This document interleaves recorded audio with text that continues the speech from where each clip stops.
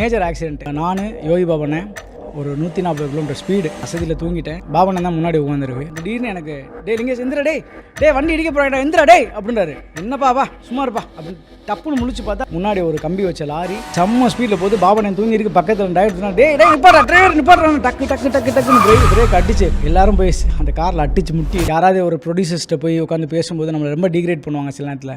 அப்போலாம் பண்ணும்போது எங்கள் அப்பா பக்கத்தில் இருந்து ஏதோ ஒன்று சொல்லிக் கொடுக்குற மாதிரி இருக்கும். சரி இப்படி பேசு, அது அப்படி பேசு, இந்த இடத்துல இதை பேசு அதை பேசுனா அவர் ஏதோ பக்கத்தில் இருக்கும். பார்த்தா பக்கத்தில் யாருமே இருக்க மாட்டாங்க. ஒரு மேஜர் ஆக்சிடென்ட்டு. அந்த ஆக்சிடென்ட் அப்போ நான் யோகி பாபண்ணே, அப்புறம் மில்கான்னு ஒரு ஃப்ரெண்டு, அப்புறம் இன்னொரு டிரைவர் ஒரு 140 கிலோமீட்டர் ஸ்பீடு. நான் தூங்கிட்டேன், அசதியில் தூங்கிட்டேன். பாபண்ணன் தான் முன்னாடி உட்காந்துருக்கு. பின்னாடி இன்னொரு டைரக்டர் நானும் உட்காந்துருக்கேன். நான் சொன்னேன் ஷூட்டிங் போயிட்டுருக்கேன். இப்போ எல்லாமே ஃப்ரெண்ட்ஸ் நாங்கள் எல்லாருமே வெளியில் போகும்பொழுது இந்த இன்சிடெண்ட் மறக்கவே முடியாது. அது சும்மா ஒரு ஞாபகத்துக்காக சொல்கிறேன்.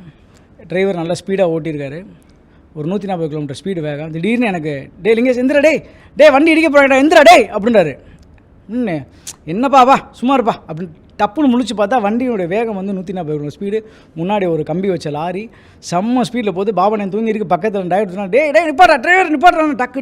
டக்குன்னு பிரேக் அடிச்சு அந்த வண்டி கிட்ட போகும்போது அந்த வண்டி 40 கிலோமீட்டர் ஸ்பீடு அந்த கம்பி வச்ச வண்டி போயிட்டே இருக்குது. சடனாக அந்த கம்பியிலேருந்து முன்னாடி பிரேக் அடித்து எட்ஜில் நிற்கிறோம். எல்லோரும் போய் அந்த காரில் அடித்து முட்டி எழுந்திரிச்சு நிற்கிறோம். ஒரு 2 நிமிஷம் யாருக்குமே, ஏன்னா அந்த ஸ்பாட் அவுட் ஆக வேண்டியது. எங்கள் அப்பாவுடைய ஃபோட்டோ காரில் வச்சுருப்பேன். ஸோ அந்த ஆத்மா நம்மளை எப்படி பின்தொடருது. அப்புறம் இந்த திரைத்துறைக்கு நான் ஏன் நடிக்கணும், நான் ஏதாவது வியாபாரம் பண்ண போயிருக்கலாம், இல்லை வேறு ஏதாவது தொழிலுக்கு போயிருக்கலாம். அப்படின்னும்போது அதுக்கான காரணங்கள் ஒரு 2 தலைமுறையினுடைய கனவு ஏதோ ஒன்று செய்யணும்னு நினச்சிருக்கு.